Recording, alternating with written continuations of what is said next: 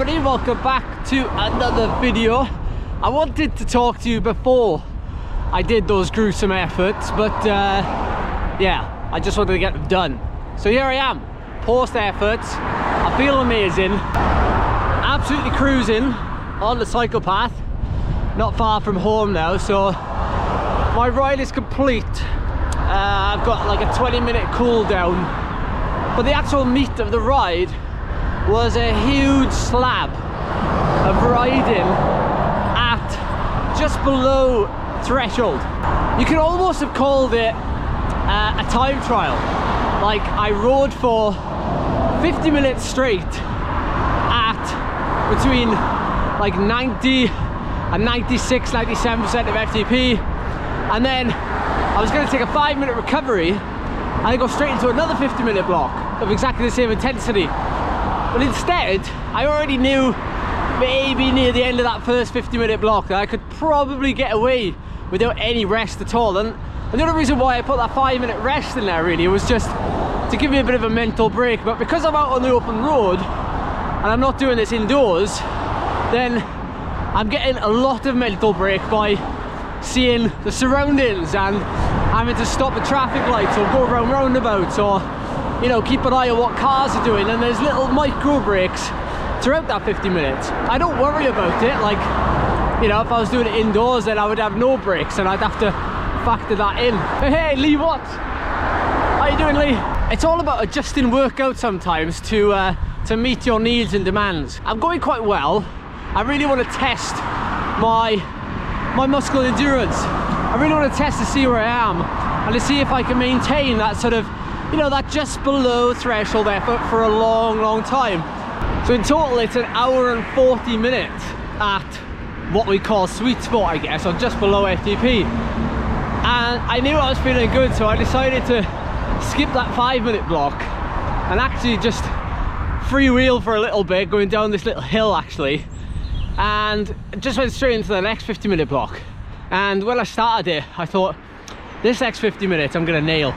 I'm gonna try and ride like bang on, rather than sort of dip in above and below these sort of two numbers that I had in mind. I was gonna just try and ride at a sustainably hard pace and really work on feel, to be honest, rather than actually following any sort of numbers and just glancing down and see where my heart rate was settling and things like that. Over that second 50-minute block, I thought, I'm feeling good now. Like, I'm feeling really good. Although I was starting to fatigue and tire, and in my bottles I had 90 grams of carbohydrate and also 350 milligrams of caffeine, which is probably why I'm talking so fast now. That was obviously helping me like fight off that fatigue and stay like really concentrated throughout the effort. But yeah, I got to the end of that well, I was getting like to the last 20 minutes. I thought, I can ramp this up a little bit. So I actually ended up riding probably a little bit above my target power. But it's all sort of, most of the time, you know, training is testing and testing is training. You know, that mantra I really enjoy saying. I really enjoy sort of repeating it, because you know, every day you're learning and every day you're sort of testing yourself just a little bit. And although, you know, some workouts may require you to stay absolutely on target, there's some workouts, you know, such as this one in some way, that, you know, it might be beneficial just for you to, you know, push that little bit extra at the end to see what you really can do. So I need to get back and see what I've done. A couple of days ago I actually did I did a time trial on Zwift. It took me 23 minutes and I think I averaged 362 watts, which yeah, I'm a little bit higher than 60 kilograms at the minute, so it's not quite 6 watts per kilo. But that doesn't really matter at the minute. What matters is my training, my performance, and making sure that I can produce the power. So after doing that indoor 20-minute effort, or 23-minute effort, I thought, okay, now's probably a good time to stretch myself and see like where I actually am over that longer duration. Plus, you know, given the fact that I had that 20-minute effort in me, I knew sort of what numbers I could do. It's all learning curve, isn't it? It's all learning. You learn from training, you learn from testing, you learn from it all. It's brilliant. It's brilliant. Now, The thing is, there is some issue with doing these sort of rides. You know, for one, they're quite long. This session's taken me like 2.5 hours. You know, what with actually like riding out somewhere to do it properly, undisturbed and everything else. Even if you do it indoors, you know, you'd still need like probably about 2 hours. Not many of us have got that time. And it also takes, like, first of all, you've got to be fresh to do it, you know, and you've got to be well motivated to do it as well. You know, because it's going to take a lot of reserves. You know, it's two, you know, it's 2 big chunks, you know, but if you combine them, obviously, of course, then it's one massive chunk. And it's much like doing then like a 30 or 50 mile time trial. Obviously, it depends how fast you're going. But, you know, as a certain type of rider that this will really benefit, or at least certain type of rider that will enjoy it. I enjoy it. Like anything to do with endurance, I enjoy with sort of that sustained aerobic high level effort for a long period of time. And I know that crit riders, any of you watching that race the short crits, short time trials, 10 mile time trials, you know, you're probably not going to enjoy this type of session.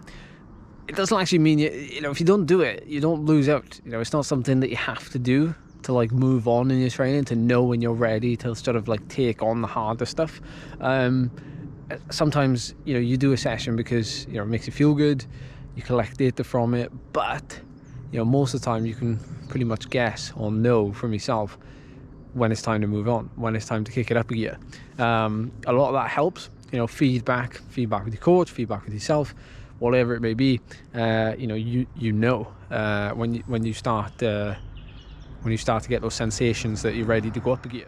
Okay, so here's my ride from this video, and I like to use Strava just because I know most people use Strava. At least with Strava, it's always there for you to see. So this is the block.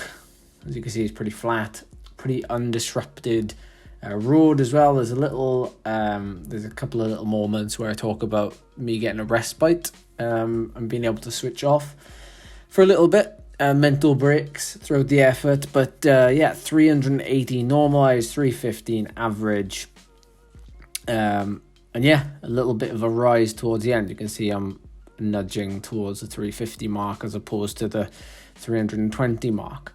Now good heart rate. Now obviously, because I'm pushing towards the end, heart rate starts to rise, so I would imagine my heart rate would have stayed fairly flat even towards the end, which is something you can note. You can write that down and make a note of it and say, look, yeah, I'm in pretty good shape if my heart rate isn't decoupling much towards the end. But with this, it certainly follows the trend of the power towards the end. So I wanted to pull up the power curve because I just wanted to talk you through how I look at this afterwards, and show you how I sort of compare from this ride to another ride that happened last year. So as you can see, this effort here, 1 hour and 40 minutes at 314 watts. My best in 2020 was 303.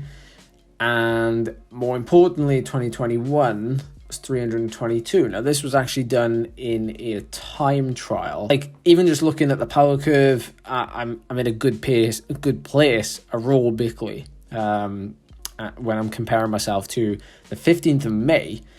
During this 50 mile time trial, which I was actually going really well at that moment in time, at least, you know, during long efforts. And I think we can all agree that this ride that I've done today is certainly a good ride, but it's certainly one that we don't all have to do. Like crit riders or short time trialists or, you know, short hill climbers, whatever.